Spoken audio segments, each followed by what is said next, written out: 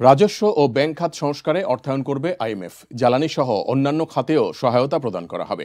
অক্টোবরে আইএমএফের পরিচালনা পর্ষদের সভায় এ ব্যাপারে ইতিবাচক সিদ্ধান্তের আশা করছেন অর্থ উপদেষ্টা ডক্টর সালেউদ্দিন আহমেদ।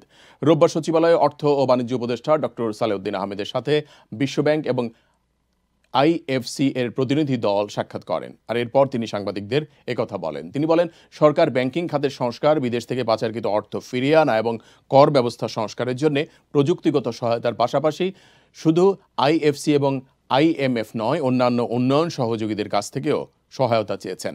অন্যান্য উন্নয়ন সহযোগীদের সঙ্গে সমন্বয় সাধনের পর সরকার সুনির্দিষ্ট সহায়তা পাওয়ার জন্য আইএফসি এবং আইএমএফ এর সঙ্গে যোগাযোগ করবে। সহায়তার জন্য আইএমএফকে অনুরোধ করা হলেও পুনরাবৃত্তি এড়াতে অন্যান্য উন্নয়ন অংশীদারদের সঙ্গেও সমন্বয় করছে সরকার। বিভিন্ন অংশীদারদের কাছ থেকে সেসব সহায়তা আমরা চাই, তাতে কোনো ওভারল্যাপ যেন না ঘটে তা আমরা নিশ্চিত করব।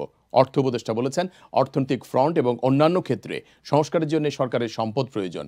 আর এই বিষয়ে আমরা যতটা সম্ভব স্থানীয় সম্পদ সংগ্রহ করব। তবে কিছু ক্ষেত্রে আমাদের আইএমএফ এর মতো বাহ্যিক উৎস থেকে অর্থায়ন প্রয়োজন, যা পেমেন্টের সহায়তায় ভারসাম্য রক্ষার পাশাপাশি রাজস্ব এবং ব্যাংকিং খাতের সংস্কারে সহায়তা করবে।